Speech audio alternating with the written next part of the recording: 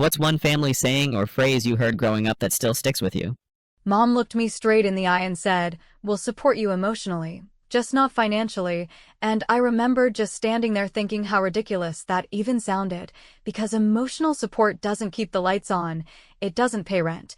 And it definitely doesn't help when you're staring at an overdue bill wondering what else you can cut back on to scrape by.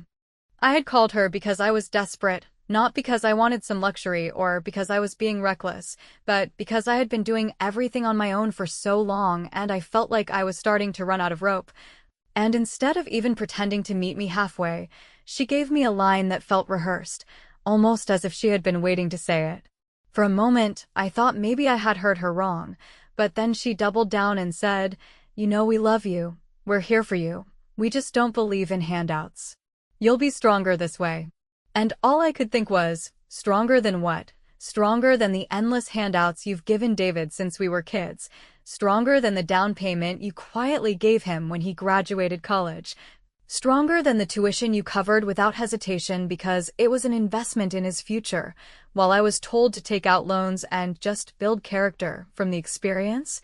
The timing made everything worse, because only a few hours later I opened Facebook and there she was, grinning ear to ear, holding a glass of champagne in my brother's brand new home, a home he had bought only because my parents had once again swooped in and helped him get started, the exact kind of help they had sworn they don't believe in. It wasn't even subtle. They were posing in front of the fireplace, her arm wrapped around him like he had just won an award, and the caption said something like, "So proud of our boy, new beginnings, cheers to success." I can't even explain the mix of emotions that hit me in that moment. There was anger, sure, but it was deeper than that. It was humiliation. It was the sinking realization that this wasn't a mistake. It wasn't something they hadn't thought through. It was a clear choice, and I just wasn't the one they were ever going to choose.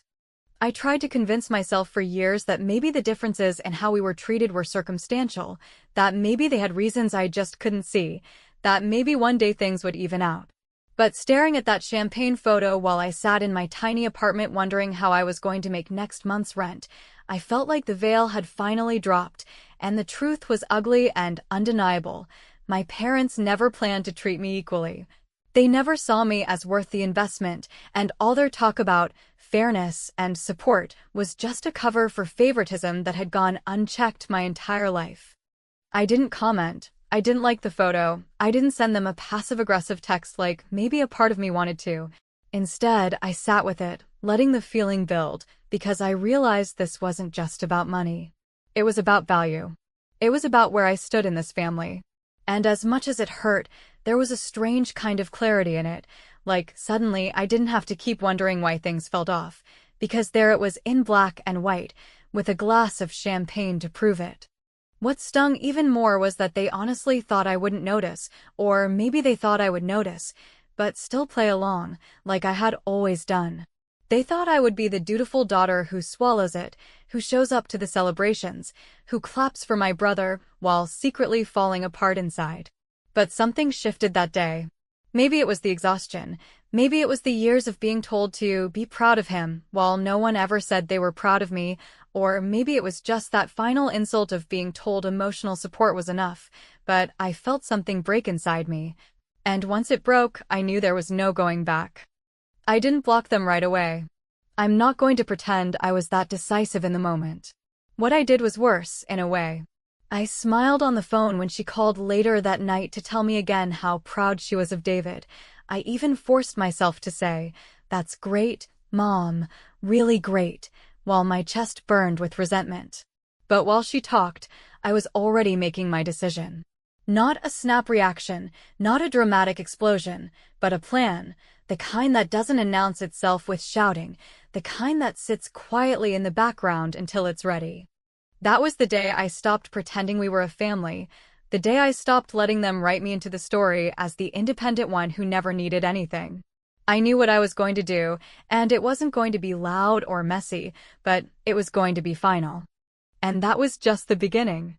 When people tell me that families are complicated, I nod like I agree, but inside I think it is not complicated at all when the pattern is the same every single time. Because when we were kids, my brother David was the one who got the new bike because boys are supposed to be active, and he got the driver's lessons because boys need to learn early, and he got tuition covered because it was an investment in his potential, while I was handed a pep talk about resilience and independence and a thin stack of scholarship links that I printed at the library because the home printer, like a lot of other things, was always mysteriously out of ink when I needed it. I learned early that the word independent sounds noble until it is used like a gate that only swings one way. Because I worked after class, I learned to stretch groceries, I tutored other people's kids on weekends. And when I asked for help, the answer was always some variation of "you will figure it out, you always do," which sounded supportive until you realize it is really just a polite way of saying we are staying out of it. And we feel good about staying out of it because look how capable you are, and if you stumble, that will be a useful lesson, while David, who stumbled often and loudly, was never allowed to hit the ground because someone's hand was already under his elbow. There were little moments that stacked up into a wall I could not ignore anymore, like the time he forgot a deadline, and I stayed up half the night rewriting his resume because Mom called me whispering like it was a medical emergency. Or the year he dinged his car, and I covered his rides for a month because he had interviews and Mom said family pulls together, and I thought it was sweet until I realized pulling together in our house meant I pulled while they rode along and called it teamwork. I kept telling myself adulthood would level things out because jobs and bills have a way of making everyone grow up, but adulthood just handed David a nicer version of the same deal. Because he got help with deposits and contacts and introductions framed as networking, and I got cheers for being scrappy, which is a cute adjective until you hear it in place of actual support. And you are standing in a one-room apartment teaching yourself to breathe through the anxiety because the rent is due and the fridge is not an inspiring place to look for hope. After the champagne photo, I stopped arguing with the past in my head and started paying attention to the present, and the present looked like this. I was everyone's reliable backup plan, and their living proof that not getting help builds character. And the irony sat in my chest like a weight because I had become the example they pointed to when they wanted to feel good about letting me swim alone, and I realized that if I did not change my role in this family, they would keep applauding my strength while standing on my shoulders. The first test came sooner than I expected because David texted asking if I could review his inspection report and draft a letter for the seller, which he framed as a quick favor because I am so good with wording.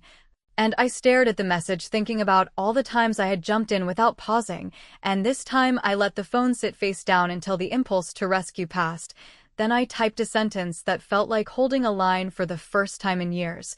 telling him that since our family strongly believes in emotional support, he must have plenty of that already, and that practical help was something he and Mom had decided was not necessary for me, so they should feel confident applying the same logic to him.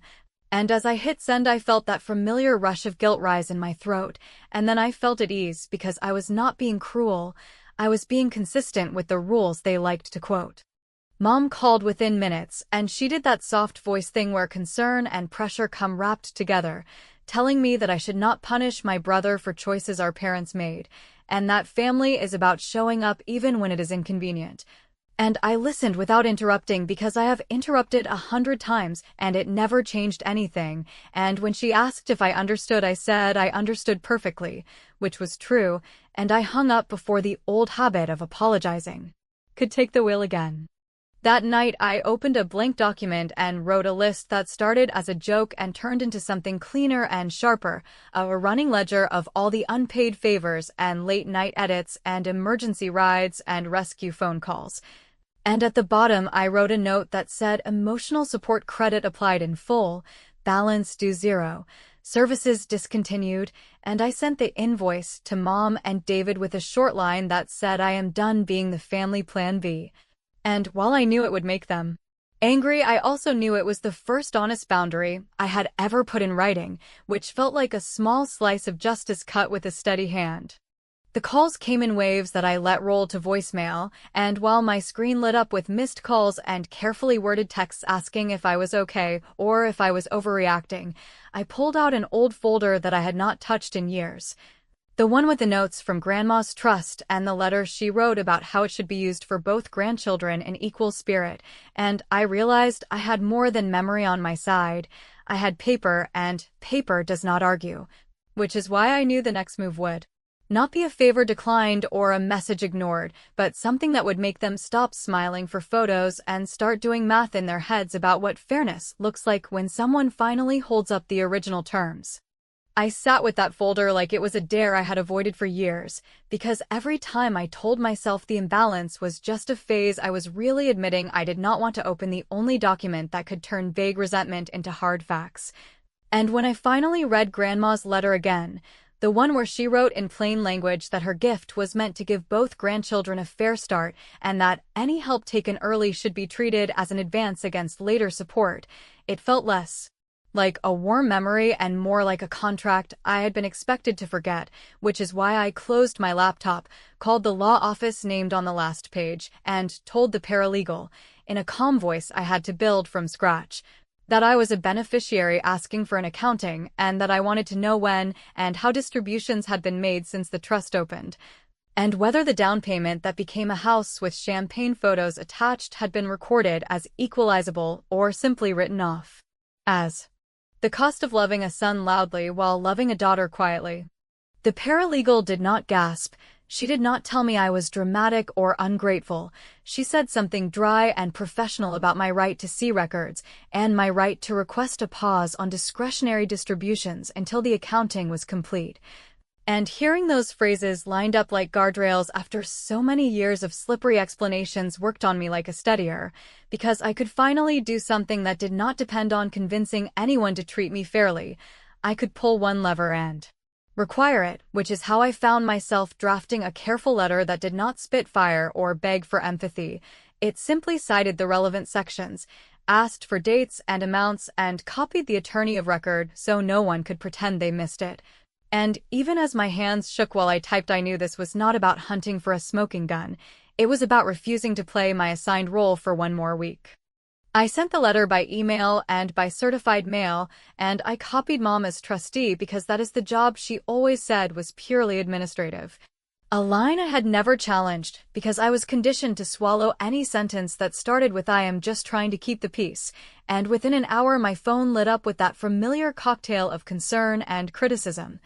Her voice pitching into that thin air where love and control live together, telling me that family matters should stay inside the family, that I was escalating what should be a conversation, that David had worked hard and deserved what he had, and when I did not jump in to soothe her or explain away my own needs, she switched tactics and said she wished I had told her I was struggling, which almost made me laugh, because what exactly did she think I had been doing the day she told me emotional support was all they could offer? And I answered in a tone I barely recognized that I was not struggling anymore. I was documenting. And documentation does not raise its voice. David waited until evening to call, and he came in hot with the usual confidence, telling me I had embarrassed Mom, that I was trying to ruin a happy moment, that this was about jealousy. And I let him get it all out because I wanted to hear the whole script before I broke it. Then I told him one unvarnished thing, which was that equal does not mean special, it means equal, and if the house help was fair then an accounting would prove it. And if it was not fair then an accounting would fix it. And that either way this was not about him winning and me losing, it was about the truth standing in the middle of the room without apologizing for being there, and he sputtered something about how I always overthink. And for the first time I did not rush to demonstrate how thoughtful I could be. I told him that thoughtful was now policy, and that policy came with paperwork. The next morning the attorney's office confirmed receipt and advised, in that neutral way professionals have, that until the accounting was complete no new discretionary disbursements should be made. Which is not a dramatic sentence until you imagine the text messages that started flying on the other side of that email, because my brother had a contractor lined up for upgrades he had already bragged about. And my parents had planned a celebratory weekend that apparently included another round of help because success looks better when you keep polishing it, and suddenly the polishing cloth was gone, and I cannot lie. The knowledge that I had quietly pulled the plug on the never-ending fountain felt like slipping a heavy coat off my shoulders after carrying it in a crowded room for years. When the invitation to the housewarming came through, attached to another smiling post and an expectation that I would show up supportive and a little invisible like always, I responded with a single sentence that quoted Grandma's line about equal spirit and added that I would be there when we were all reading from the same page, and while that response earned me a phone call full of cold air and moral lectures about bitterness,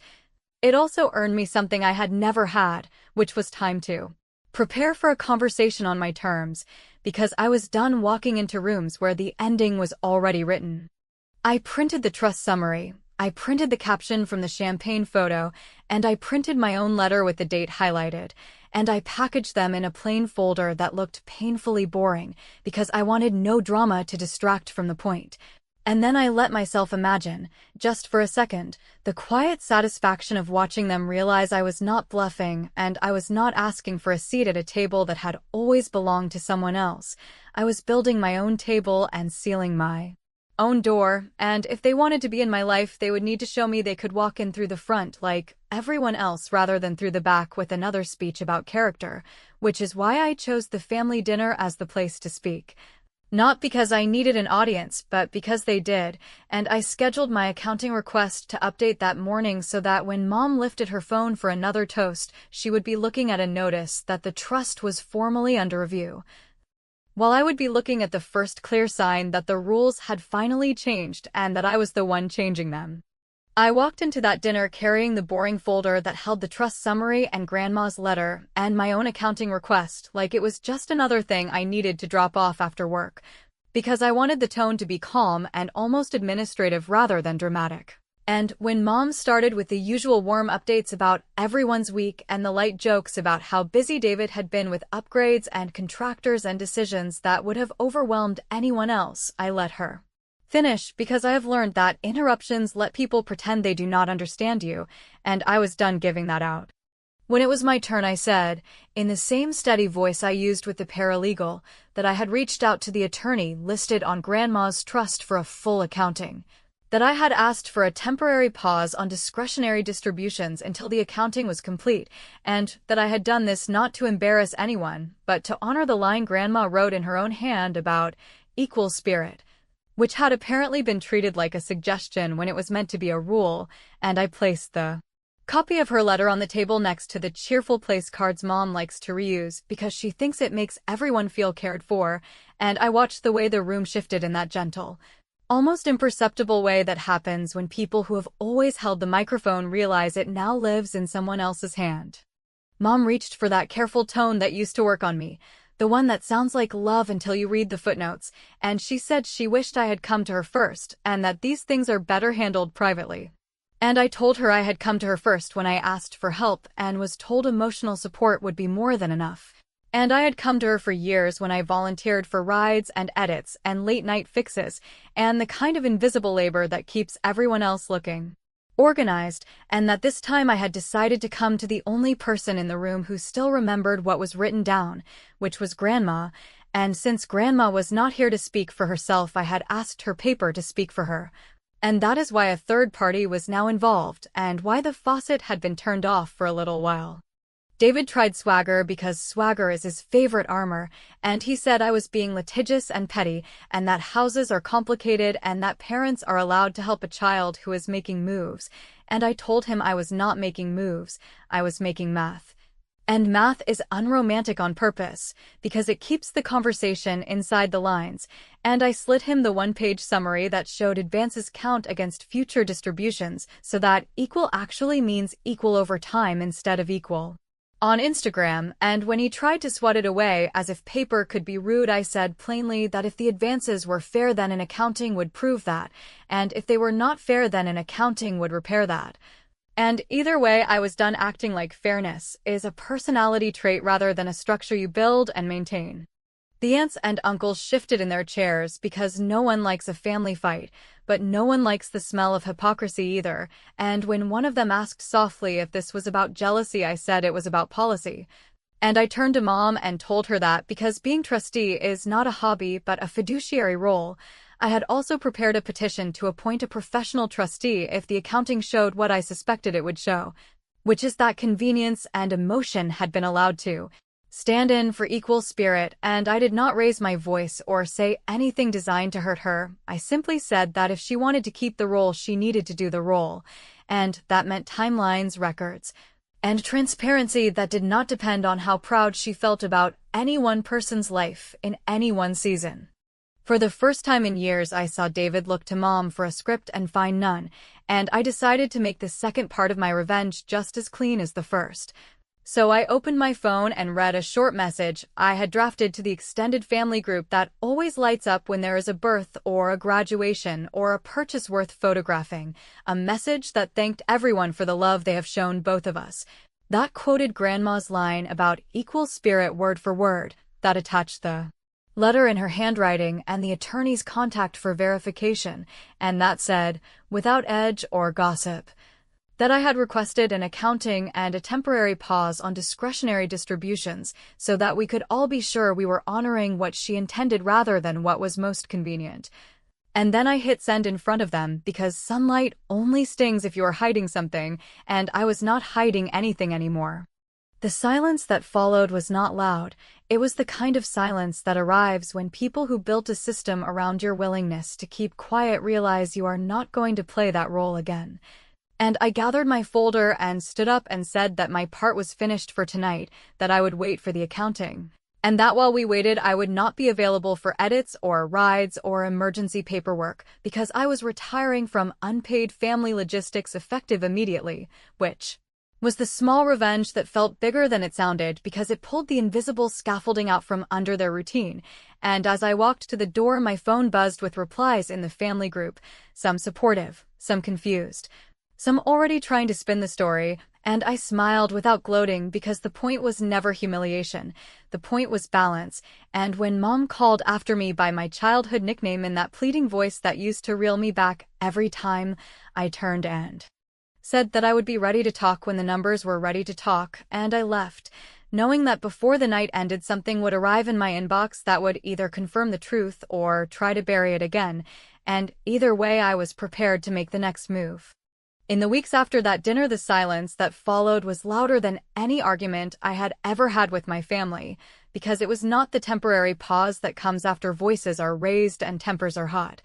It was the kind of silence that settles in when everyone knows the dynamic has shifted and no one can go back to the way things were, and while my phone still lit up with texts that ranged from guilt-soaked appeals to defensive explanations,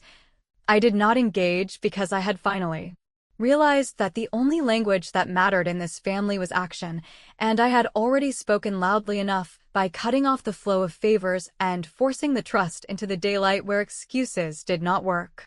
The accounting came back slower than I would have liked, but steadier than I expected, and reading it was like watching my suspicions line up into neat little columns that left no room for denial, because there it was in ink. Distribution after distribution that tilted in David's direction, advances for tuition and cars and deposits that were never recorded as advances at all, but simply filed under trustee discretion, which in practice meant maternal favoritism dressed up in legal clothing, and I did not need to highlight or annotate because the imbalance spoke for itself, and as I sat in my kitchen scrolling through each page, I felt the anger surge, but also felt an odd calm because now I had something my mother could not argue with. A record that did not care about tone of voice or family guilt or cultural excuses, and that was more powerful than any shouting match I could have staged in the past.